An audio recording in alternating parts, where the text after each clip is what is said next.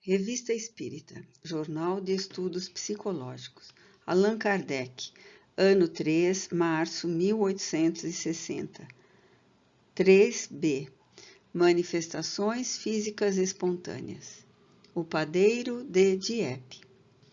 Os fenômenos pelos quais os espíritos podem manifestar sua presença são de duas naturezas que se designam pelos nomes de manifestações físicas e manifestações inteligentes.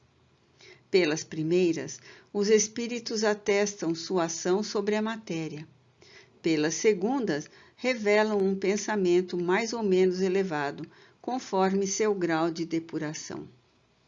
Umas e outras podem ser espontâneas ou provocadas. São provocadas quando solicitadas pelo desejo e obtidas com auxílio de pessoas dotadas de uma aptidão especial, isto é, dos médiuns. São espontâneas quando ocorrem naturalmente, sem nenhuma participação da vontade, e muitas vezes na ausência de qualquer conhecimento e mesmo de qualquer crença espírita. É a esta ordem que pertencem certos fenômenos que não podem ser explicados pelas causas físicas ordinárias. Entretanto, não nos devemos apressar, como já temos dito, em atribuir aos espíritos tudo quanto é insólito e não se compreende. Nunca insistiríamos demais nesse ponto, a fim de nos precavermos contra os efeitos da imaginação e muitas vezes do medo. Repetimos, quando um fenômeno extraordinário se produz, o primeiro pensamento deve ser o de que tenha uma causa natural, por ser a mais frequente e mais provável. Tais são, sobretudo, os ruídos e mesmo certos movimentos de objetos. O que se precisa fazer, neste caso, é buscar a causa, sendo provável que a encontremos muito simples e muito vulgar. Dizemos mais, o verdadeiro e, por assim dizer, único sinal de intervenção dos espíritos é o caráter intencional e inteligente do efeito produzido, quando a impossibilidade de uma intervenção humana esteja perfeitamente demonstrada. Nessas condições, raciocinando, conforme o axioma de que todo efeito tem uma causa e que todo efeito inteligente deve ter uma causa inteligente, torna-se evidente que, se a causa não estiver nos agentes ordinários dos efeitos materiais, estará fora desses mesmos agentes, que se a inteligência que age não for humana, é preciso que se encontre fora da humanidade. Haverá, então, inteligências extra-humanas? Isso parece provável. Se certas coisas não são e não podem ser obras dos homens, deve ser obra de alguém. Ora, se esse alguém não for um homem, parece que necessariamente deve estar fora da humanidade. Se não o vemos, deve ser invisível. É um raciocínio tão peremptório e de tão fácil compreensão quanto do Senhor de la Palissy. Quais são, então, essas inteligências? Anjos ou demônios? E de que modo inteligências invisíveis podem agir sobre a matéria visível? É o que sabem perfeitamente aqueles que se aprofundaram na ciência espírita, ciência que, como as outras, não é aprendida num piscar de olhos, nem pode ser resumida em algumas linhas. Aos que fazem tal pergunta, diremos apenas isto. Como o vosso pensamento, que é imaterial, move à vontade o vosso corpo, que é material? Acreditamos que eles não se embaraçarão na solução deste problema, e se rejeitarem a explicação dada pelo Espiritismo desse fenômeno tão vulgar, é que tem outra muito mais lógica a opor. Mas até agora não a conhecemos. Vamos aos fatos que motivaram estas observações. Vários jornais, entre outros o Opinion Nationale, de 14 de fevereiro último, e o Journal de Rouen, de 12 do mesmo mês, relatam o seguinte fato, conforme o Vigie de Dieppe. Eis o artigo do Journal de Rouen. O Vigie de Dieppe publica a seguinte carta de seu correspondente de Grandes Ventes. Em nosso número de sexta-feira, já assinalamos uma parte dos fatos hoje relatados neste jornal.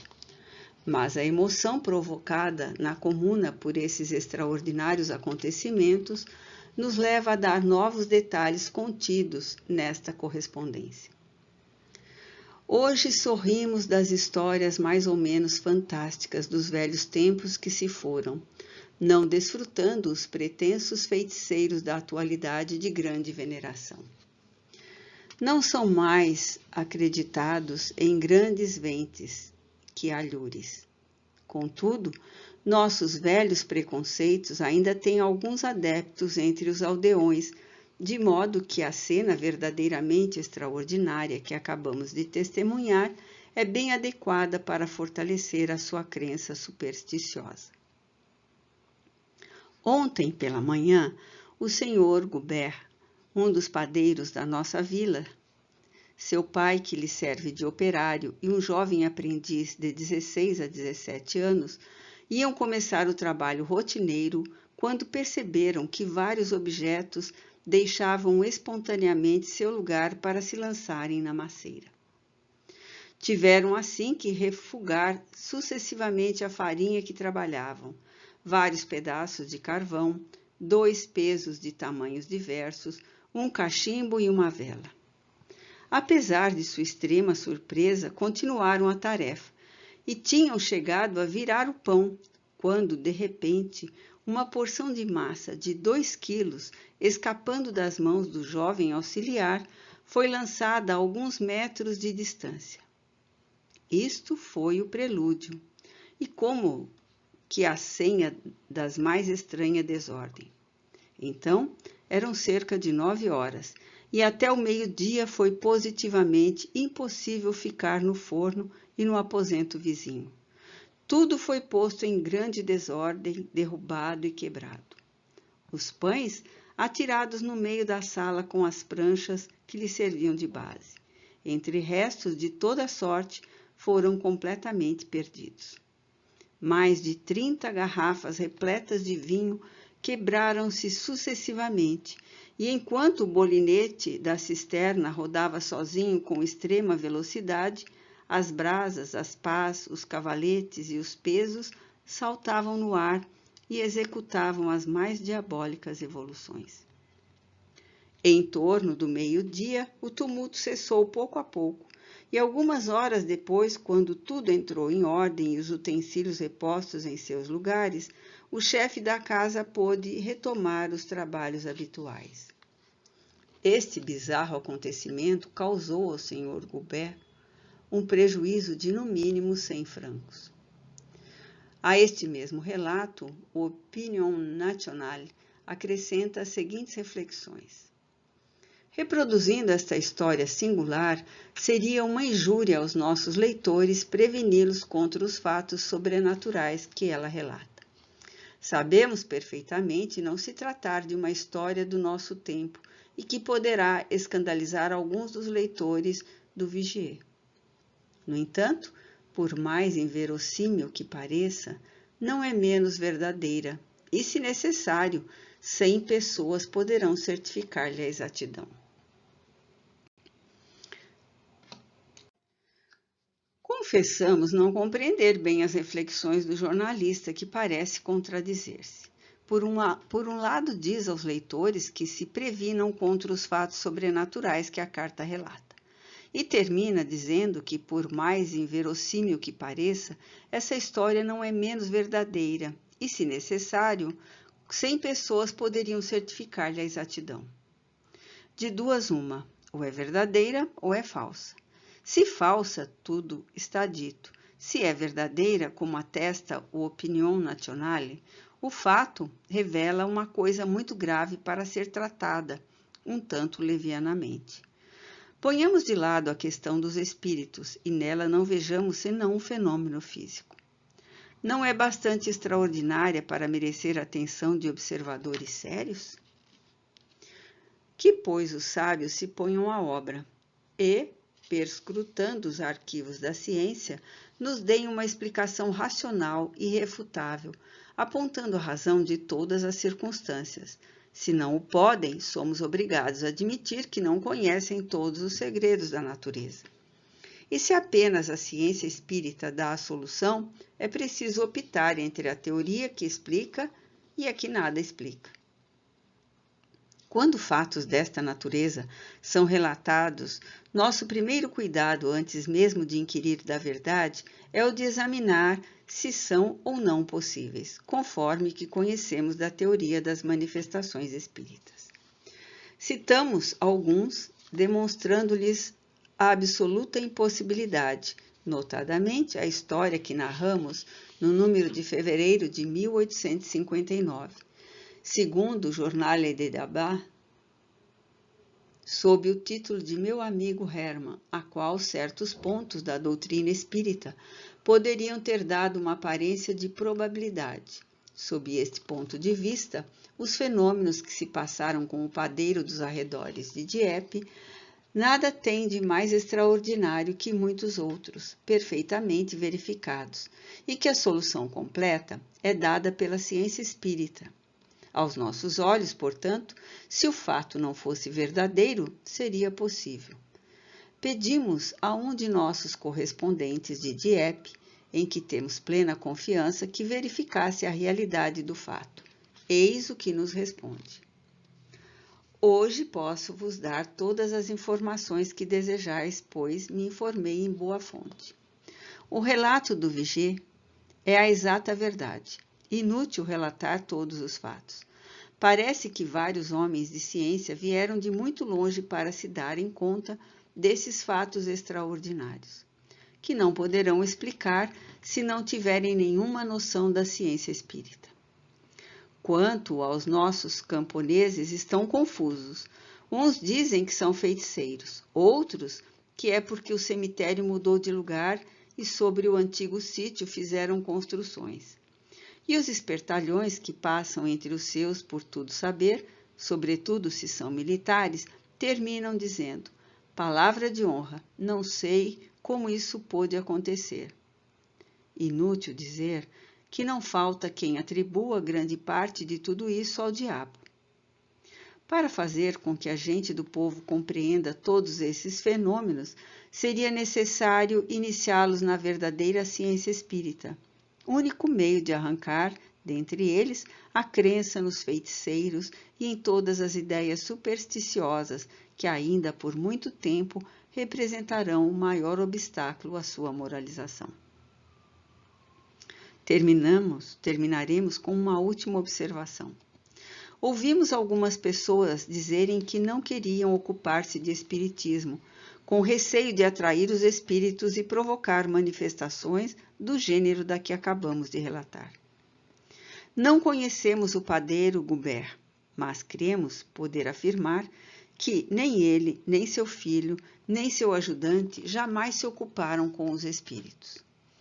É mesmo de notar que as manifestações espontâneas se produzem perfeitamente entre pessoas que nenhuma ideia possuem do espiritismo.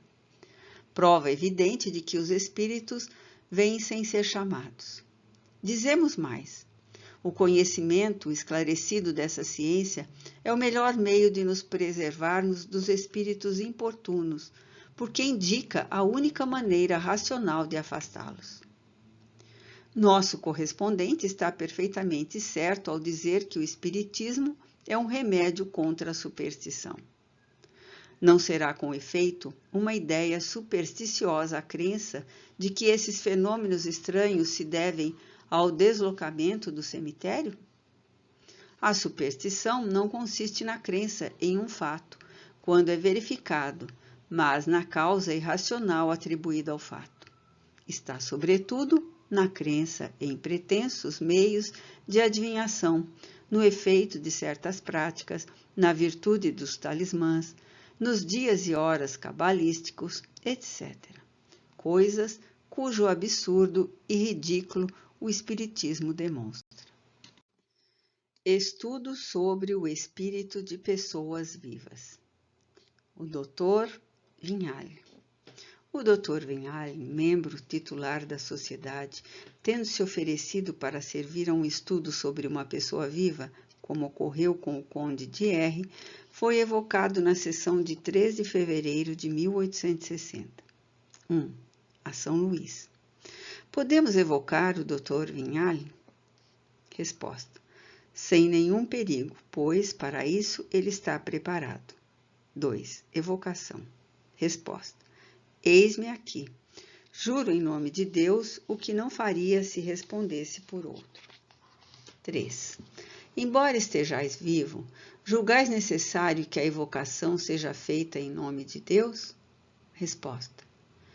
Deus não existe tanto para os vivos quanto para os mortos?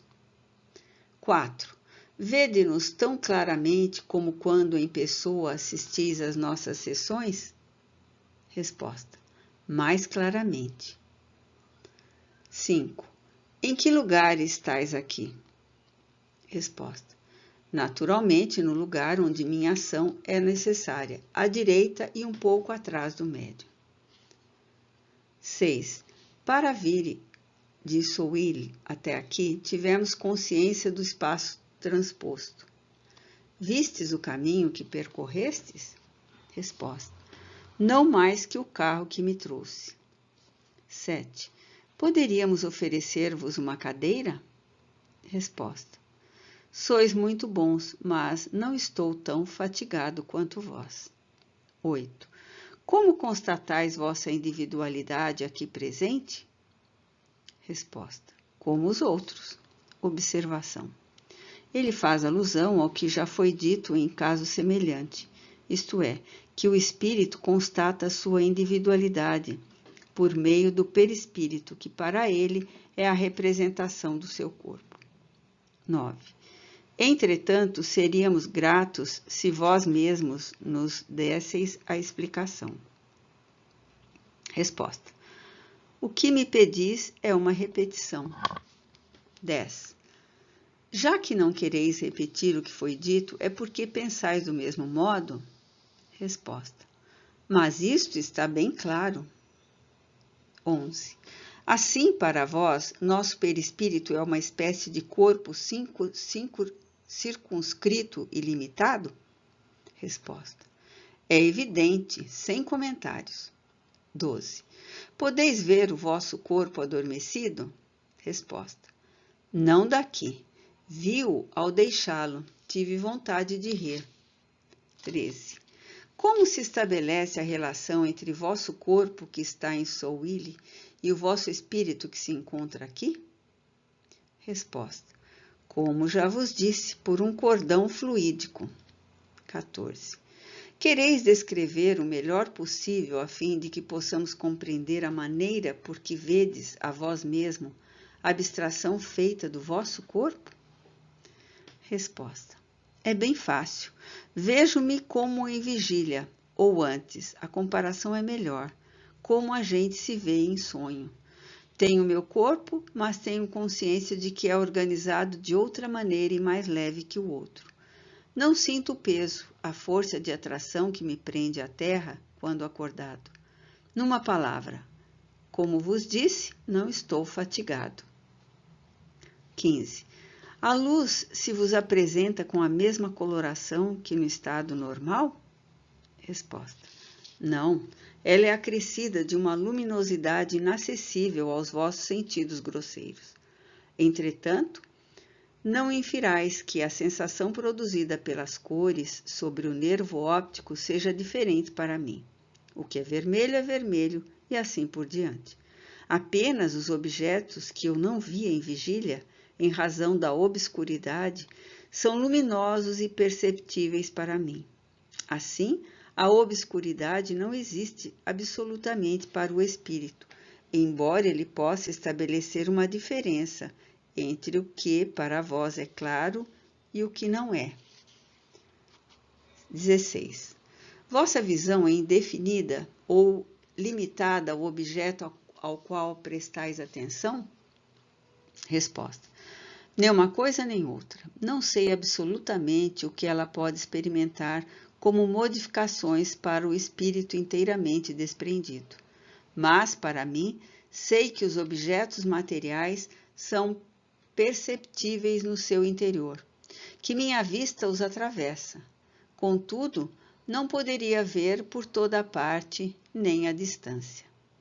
17.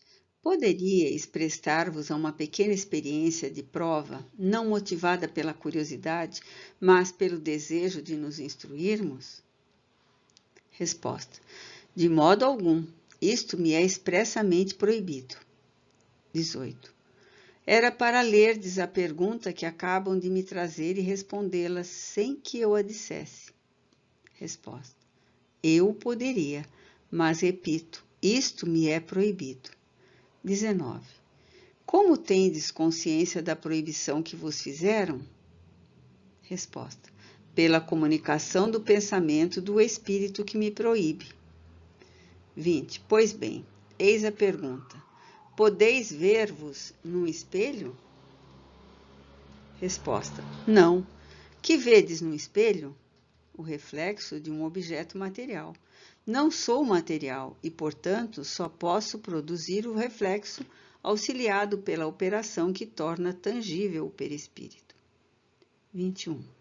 Assim, um espírito que se encontrasse nas condições de um agênere, por exemplo, poderia ver-se num espelho? Resposta. Certamente. 22. Neste momento, poderíeis julgar da saúde ou da doença de uma pessoa com tanta segurança quanto faríeis em vosso estado normal? Resposta. Com mais segurança. 23. Poderíeis dar uma consulta se alguém vô-lo pedisse? Resposta. Poderia, mas não desejo fazer concorrência aos sonâmbulos e aos espíritos benfeitores que os guiam. Quando estiver morto, não direi que não. 24. O estado em que agora vos encontrais é idêntico àquele que estareis depois de morto? Resposta. Não. Tereis certas percepções muito mais precisas. Não esqueçais de que ainda me encontro ligado à matéria. 25. Vosso corpo poderia morrer enquanto estáis aqui sem que o suspeitasseis? Não. Resposta. Não, morremos assim todos os dias. 26. Isso se compreende quando é a morte natural, sempre precedida de alguns sintomas. Suponhamos, porém, que alguém vos fira e mate instantaneamente. Como saberíeis? Resposta. Eu estaria pronto para receber o golpe antes que o braço o desferisse. 27. Que necessidade teria vosso espírito de retornar ao corpo, desde que nada mais haveria a fazer? Resposta. É uma lei muito sábia, sem a qual, uma vez saído, muitas vezes poderíamos hesitar tão bem em voltar para ele, que seria um pretexto para suicidar-se hipocritamente. 28. Suponhamos que vosso espírito não estivesse aqui, mas em casa, passeando enquanto o corpo dormisse. Deveríeis ver tudo quanto lá se passasse? Resposta. Sim. 29. Neste caso, suponhamos que lá se praticasse uma ação má qualquer por parte de um parente ou de um estranho. Vós o testemunharíeis? Resposta. Sem dúvida, mas nem sempre livre para me opor. Entretanto, isso ocorre com mais frequência do que imaginais. 30. Qual a impressão que vos daria a visão dessa ação má? Ficaríeis tão afetado quanto se fosseis testemunha ocular? Resposta. Algumas vezes mais, algumas vezes menos, conforme as circunstâncias. 31. Experimentais o desejo de vingança? Resposta. Vingar-me não, impedi-la sim. Observação. Resulta do que acaba de ser dito e, ademais, é a consequência do que já sabemos, que o espírito de uma pessoa que dorme sabe perfeitamente o que se passa à sua volta. Aquele que quisesse aproveitar-se do sono para cometer uma ação má em seu prejuízo, engana-se quando crê não ser visto. Nem mesmo deveria contar com o esquecimento que se segue ao despertar, porquanto muitas vezes a pessoa pode guardar uma intuição muito forte para inspirar desconfianças. Os sonhos de pressentimento não passam de uma lembrança mais precisa daquilo que se viu. É ainda uma das consequências morais do espiritismo. Dando a convicção do fenômeno, pode ser um freio para muita gente. Eis um fato que vem em apoio dessa verdade. Certo dia, alguém recebeu uma carta sem assinatura e muito descortês. Inutilmente tentou descobrir seu autor. É possível que durante a noite tenha sabido o que desejava saber, porque no dia seguinte, ao despertar, e sem que tivesse sonhado, seu pensamento se dirigiu a alguém de quem não havia suspeitado, e depois de uma verificação, certificou-se de que não se enganara. 32. Voltemos às vossas sensações e percepções.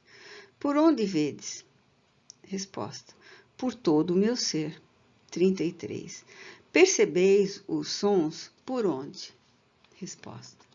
É a mesma coisa, pois a percepção é transmitida ao espírito por seus órgãos imperfeitos. Para vós, deve ser claro que ele sinta, quando livre, numerosas percepções que vos escapam. 34. Batem numa sineta. Ouvis o som perfeitamente? Resposta. Mais do que vós. 35. Se vos fizessem ouvir música desafinada, experimentaríeis uma sensação semelhante à que sentis em estado de vigília? Resposta. Não disse que as sensações fossem análogas, há uma diferença, mas há percepções muito mais completas. 36. Percebeis os odores? Resposta. Sem dúvida, sempre da mesma maneira. Observação. Poderíamos dizer, conforme isto, que a matéria que envolve o espírito é uma espécie de abafador que amortece a acuidade da percepção. Recebendo essa percepção sem intermediário, o espírito desprendido pode captar nuances que escapam àquele a quem chegam, passando por um meio mais denso que o perispírito.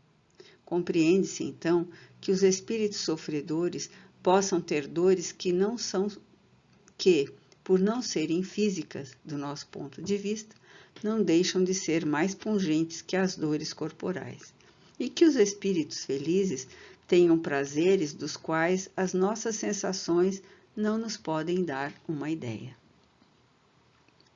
37. Se estivesseis diante de pratos apetitosos, sentiríeis vontade de comer?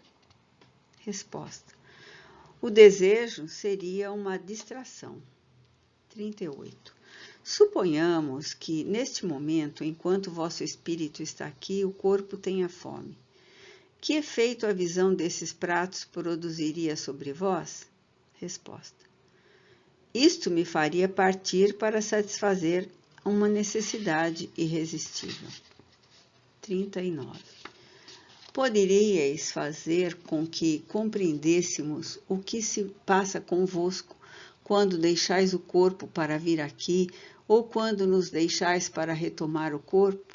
Como percebeis? Resposta. Isso seria muito difícil. Entro como saio sem o perceber, ou melhor, dizendo sem dar-me conta da maneira por que se opera o fenômeno. Contudo, não penseis que o espírito, ao entrar no corpo, seja encerrado como num quarto. Ele irradia incessantemente para fora, de tal sorte que se pode dizer que frequentemente está mais fora do que dentro. Apenas a união é mais íntima e os laços mais apertados. 40. Vede outros espíritos? Resposta. Aqueles que querem que eu veja. 41. Como os vedes? Resposta. Como a mim mesmo. 42. Vedes alguns à nossa volta? Resposta. Em multidão. 43. Evocação de Charles Dupont. Espírito de Castelnaudary, atendo ao vosso apelo. 44. Ao mesmo. Estais hoje mais tranquilo do que da última vez que vos chamamos? Resposta. Sim, progrido no bem. 45. Compreendeis agora que vossas penas não durarão sempre? Resposta. Sim. 46. Entrevedes o fim do sofrimento? Resposta. Não para minha punição. Deus não me permite ver o fim. 47. Ao Senhor Vinhale. Vedes o espírito que acaba de responder? Resposta. Sim, ele não é agradável de ver. 48. Podeis descrevê-lo? Resposta. Vejo como foi visto, com a diferença de não ter mais sangue nem punhal, revelando sua fisionomia mais tristeza do que a estupidez feroz que apresentou na primeira aparição. 49. Desperto, tendes conhecimento do retrato que foi feito deste espírito? Resposta. Sim, além disso estou informado. 50. Quando vedes um espírito, como sabeis se seu corpo está morto ou vivo? Resposta. Pelo seu cordão fluídico. 51. Como julgais o moral deste? Resposta. Seu moral deve ser bem triste, mas ele melhora. 52. A Charles Dupont. Ouvi o que se diz de vós. Isto vos deve encorajar a perseverar na via do progresso em que entraste. Resposta. Obrigado, é o que procuro fazer. 53. Vedes o espírito do médico com o qual conversamos? Resposta. Sim. 54. Como vedes? Resposta. Vejo com um envoltório menos transparente que o dos outros espíritos. 55. Como julgais que ele ainda esteja vivo? Resposta. Os espíritos comuns não têm forma aparente. Este tem a forma humana. Está envolvido por matéria semelhante a uma névoa, reproduzindo sua forma humana terrestre. O espírito dos mortos não tem mais esse envoltório. Dele está desprendido. 56. Ao Senhor Vinhale. Se evocássemos um louco, como o reconheceríeis? Resposta. Não o reconheceria se a sua loucura fosse recente, porquanto nenhuma ação teria sobre o espírito. Mas se fosse alienado há muito tempo, a matéria poderia ter exercido certa influência sobre ele, produzindo sinais que me serviriam para reconhecê-lo como em vigília. 57. Poderíeis descrever-nos as causas da loucura? Resposta. Nada mais que é uma alteração, uma perversão dos órgãos, que não mais recebem as impressões de maneira regular, transmitindo falsas sensações e, por isso mesmo, realizando atos diametralmente opostos à vontade do espírito. Observação. Acontece muitas vezes que certas criaturas, cujo espírito é perfeitamente são, apresentam nos membros e em outras partes do corpo movimentos involuntários e independentes de sua vontade, por exemplo, que designamos tiques nervosos. Compreende-se que esta alteração, se em vez de ocorrer no braço ou nos músculos da face, se desse no cérebro, a emissão das ideias sofreria. A impossibilidade de dirigir ou de dominar essa emissão constitui a loucura. 58. Depois da última resposta do Sr. Vinhale, o médium que servia de intérprete a Charles Dupont escreveu espontaneamente. Reconhecem-se estes espíritos, os dos loucos, por sua chegada entre nós, pois giram em todos os sentidos, sem terem uma ideia firme, nem de Deus, nem das preces. Necessitam de tempo para se firmarem. Assinado Cuvier. Como ninguém tivesse pensado em chamar esse espírito, O senhor Beliol pergunta se não seria o do Dr. Cuvier, de Marsella, de quem outrora foi aluno. Resposta: sim, sou eu, morto há 1 ano e meio. Observação: o senhor Beliol reconheceu a assinatura como a do Dr. Cuvier. Mais tarde, pôde-se compará-la com uma assinatura original e constatar a perfeita semelhança da escrita e da rubrica. 59. Ao senhor Cuvier. A que devemos a honra de vossa visita inesperada? Resposta: não é a primeira vez que venho entre vós. Hoje achei uma ocasião favorável para me comunicar e a aproveitei. 60. Vedes nosso confrade, Dr. Vinhal, que aqui se acha em espírito? Resposta: sim, eu o vejo. 61. Como reconheceis que ele ainda está vivo? Resposta: por seu envoltório menos transparente que o nosso. 62. Essa resposta concorda com as de Charles Dupont, acaba de dar, e nos pareceram ultrapassar o alcance de sua inteligência. Foste vós quem lhes tereis ditado? Resposta: eu podia perfeitamente influenciá-lo, visto estar aqui. 63. Em que estado vos encontrais como espírito? Resposta: ainda não reencarnei, e embora sendo um espírito adiantado, estava longe de crer na Terra ao que chamais de espiritualismo. É preciso que faça minha educação aqui onde me acho, mas a minha inteligência, aperfeiçoada pelo estudo, sobreveio de repente. 64. Se quiserdes, iremos vos fazer uma pergunta preparada pelo senhor Vinhale, e pediremos a gentileza da resposta, cada um de seu lado, com o auxílio de vossos intérpretes particulares. Como encarais agora a diferença entre o espírito dos animais e o do homem?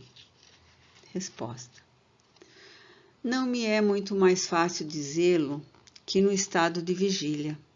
Conforme meu pensamento atual, o espírito animal dorme, está entorpecido moralmente, ao passo que no homem desperta inicialmente de forma muito penosa. Resposta do Sr. Cuvier. O espírito do homem é chamado a um maior aperfeiçoamento que o dos animais. A diferença é sensível, uma vez que nestes últimos não existe senão um estado de instinto. Mais tarde o instinto pode aperfeiçoar-se. 65. Ele pode aperfeiçoar-se a ponto de tornar-se um espírito humano? Resposta: pode, mas após ter passado por muitas existências animais, quer em nosso planeta, quer em outros. 66. Teríeis a gentileza de ditar-nos, um e outro, cada um por sua vez, uma pequena locução espontânea sobre assunto de vossa escolha? Ditado do Sr. Cuvier. Meus bons amigos, sinto-me tão feliz em poder conversar um pouco convosco que desejo dar-vos um conselho, não a vós particularmente, que sois crentes, mas àqueles cuja fé ainda é vacilante ou que não a têm e a repelem. É verdade que não posso ver aqui todos os meus confrades vivos que não acreditariam em mim. Entretanto, eu lhes diria que, em vida, repeli altivamente a verdade, embora a sentisse no fundo do coração. A maioria deles faz como eu. Por um falso amor próprio, não querem concordar com o que por vezes experimentam. Estão errados, porque a indecisão faz sofrer na terra, sobretudo no momento de deixá-la. Instruí-vos, pois, sede de boa fé.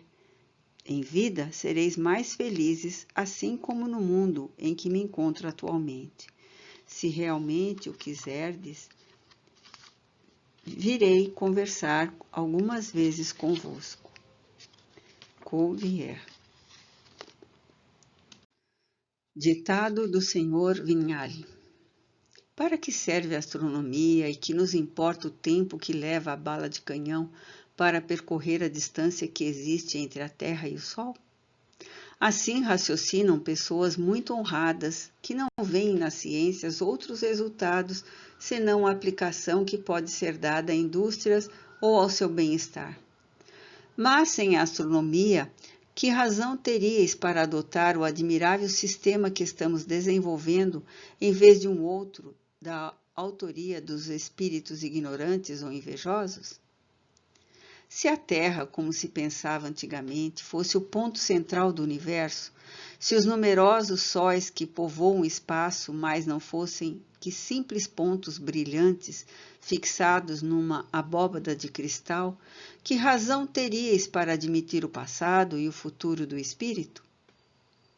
A astronomia, ao contrário, vem demonstrar que a vida planetária, que circula em torno de nosso Sol, reflete-se em redor de todos os que compõem a nebulosa, da qual nosso mundo faz parte, que todos esses planetas são organizados de maneira diferente uns dos outros e que, em consequência, as condições de vida não são as mesmas.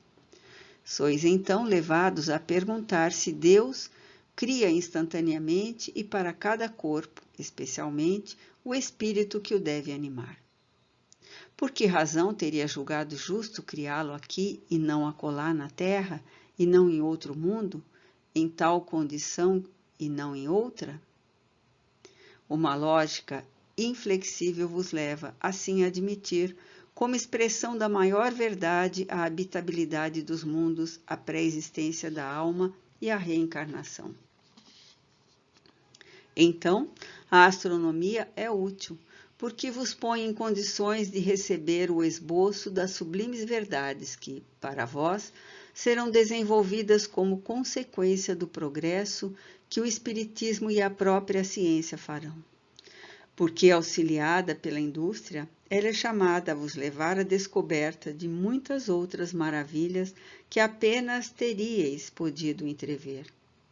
Doravante, a astronomia e a teologia são irmãs e vão marchar de mãos dadas. Vignal por Arago.